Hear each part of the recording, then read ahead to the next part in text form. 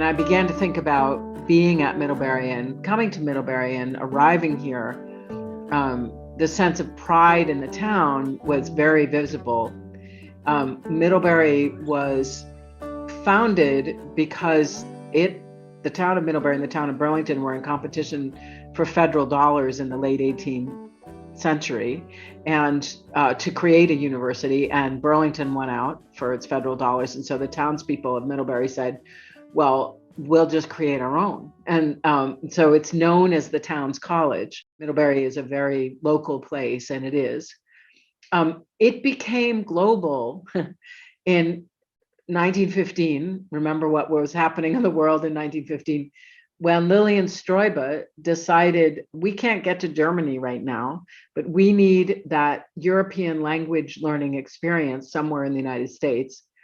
And so let's create it. She checked out Vermont, she checked out Middlebury, said, this is perfect, and began to build the language schools and a sense of global connection through those language schools over time. As a result of that decision, plus other decisions to build our schools abroad and our sites abroad in a number of different places, but not to have a large university at Middlebury, but continue to keep it a small liberal arts and sciences college, is that we developed a kind of rural cosmopolitanism. It seemed very important to me that we remember that it's really Vermont that gives us the landscape. It gives us the sense of ethos. It gives us that cosmopolitan, the capacity to be cosmopolitan. I want to make sure that as we become and are known for our international engagement, we never ever forget the landscape that we came from and the tradition of democratic debate and hope that we've come from, as well as, the open struggles that Vermont has had. I have been very much focused in the last 6 years, 7 years of my being president of Middlebury in indicating to the state how excited we are to be here, ways that we can contribute, whether that is through creating internships where students then can stay in Vermont after they leave, whether that's just being at more Vermont meetings, or a couple of really small gestures that we just made. Well, one is a big one, which is to create, we're one of two major affordable housing project partners in Vermont right now. That's the number one need that we have is affordable workforce housing across all of Vermont to keep our workforce vibrant. So that's a very pragmatic thing that we've done. And the second has been when we were hosting the NCAA Women's Hockey Championships, we bought tickets for everyone in the town and beyond so that anyone could come.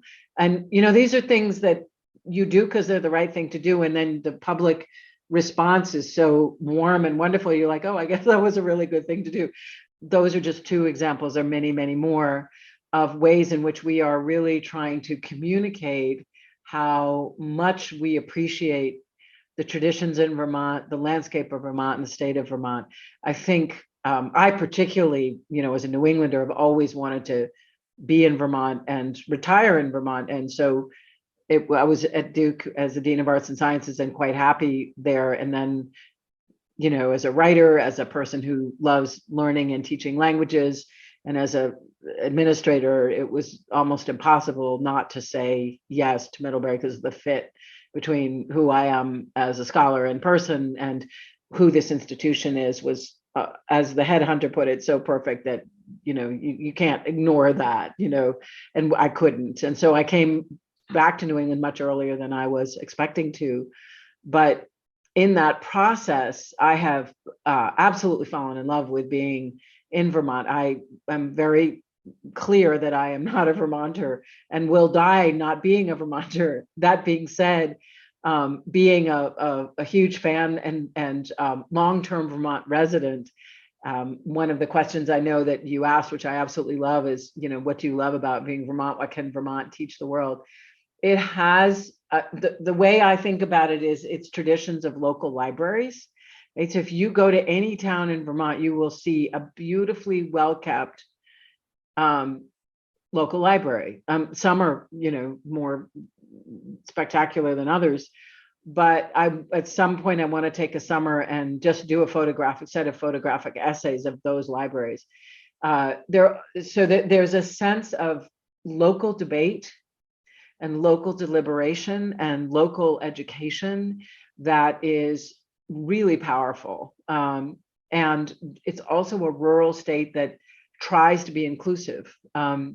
We haven't done as well. That's what I think Vermont can absolutely give. And also that sense of entrepreneurship at a small scale is something we're trying to teach our students on many different levels. And the students who stay in Vermont, they tend to be the ones who created a new kind of bicycle that they want to try out and sell. They tend to be the small scale entrepreneurs who love their product, or educators or translators and interpreters.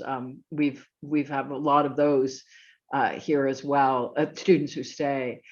So I think there is a sense of the meaning of local community within the ethos of stewardship of the landscape. Those are the two things that I don't want to move anywhere else. I just bought a farm in Vermont. That is what I think Vermont can give the world, that rural cosmopolitanism, that sense of local debate, that sense of rigor around stewardship of the landscape. I think what Vermont can learn from the United States is, I think there have been other states that have learned how to welcome and engage newcomers, that I think Vermont needs to be more aggressive around doing that. And we all know that, Middlebury and Burlington are one of the top most diverse cities when school is in session in the United States. We just admitted, we don't know how many people will be with us, but we admitted a class of 59% diverse students, and that's not including international students. And that is a very interesting move to make in a 94%, white state. I want to translate, and I would love for Vermont to sit and learn from states that have pockets of welcome that have been successful. I don't think any state is perfect, but I think Vermont's sense of purpose could be deepened in new ways. It's always welcomed. It's an interesting fact that we have the tradition of the Underground Railroad, and we're 94%, we're still the whitest state in America. Like, how do we square that circle? How do we resolve that so that Vermonters move beyond that sense of reserve to really enact their mission, which has been their mission from the beginning, which is they are welcoming, they are independent, they are collaborative, they are deliberative, but to do so in a way that's a 21st century version of that. And we have a campus in California now that is, as you know, an international policy institute. And, we would love to continue to work with pockets of California who've done this really well. So that is, I think, how Vermont can learn from other states and in other ways. We admitted over 59 students of color. We don't know who's going to come. We're right now at about 38% students of color in our body. And when I started, we were more like low 20s. So even within 6 or 7 years, the support of the board has been incredible to make that happen. It's correlated with excellence. There's study after study. So the only reason I am driven to do this, the number one reason, it has to do with creating a more excellent community in which we deliberate better. And we see that again and again and again, and our students bring that excellence with them. I am of the profound opinion that the best kind of leadership I can offer right now is to work with local community on combating environmental change. And because we have the oldest environmental studies program in the country, even though we're by far not the biggest now, and that's a good thing because universities are doing their thing, and that's great. We have always had this tradition of environmental leadership. And so just recently, because we became carbon neutral in 2016, we now have an Energy 2028 plan, which is we will be 100% powered by renewable energy by 2028, and then our core campus. And when I present on this in international fora a lot now, just outlining the program. It involves educational work. It involves reducing our energy by consumption by 25%. It involves, we just inaugurated the largest solar field with Patrick Leahy and Don Stevens, really exciting, and working with Green Mountain Power. And we also built with Vanguard, a biodigester with another farm just nearby that saved the farm was able to become viable again as a result of this. Cow power is the way we talk about it. So it's incredibly exciting to be doing this work.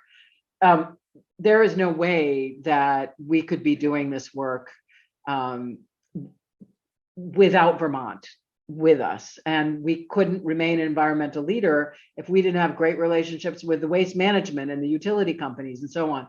I never thought for a million years that I would be on, featured in an article or a cover story of a waste management magazine, because I'm a Sanskritist by training, right? But when I was presenting once at an international fora, and I talked about the fact that part of what helped us become carbon neutral was conservation of lands at Breadloaf and the mountain campus that we have and so on. Someone said, utterly appropriately from Brazil, okay, I wish I had my own mountain range too. It wasn't exactly in a mountain range that we had, but we have, incredible property, because then I'd be able to be decades ahead, but if you're in Rio de Janeiro, you'll be thrilled if you get to carbon neutrality by 2035. And that is exactly right. That person was speaking the truth.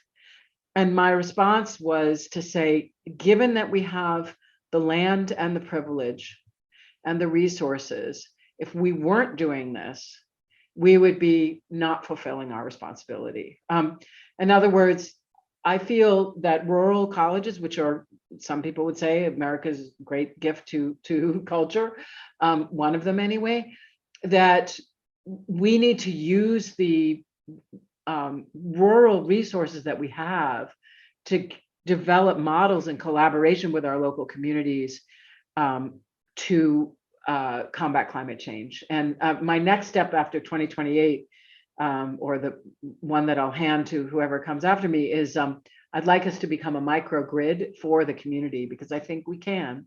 So it's going to take time, but I do think that that's a very powerful example of how Middlebury and Vermont and the educational mission of Middlebury comes through in Vermont. I think we love and are constituted by our neighborhoods in ways that we should feature differently and better, right? They're not accidentally places where we live. They're not real estate. They're not location. They are organisms, and their level of diversity. There are many examples in the United States of neighborhoods that have been profoundly diverse for a long time. And there's a sense of pride in that.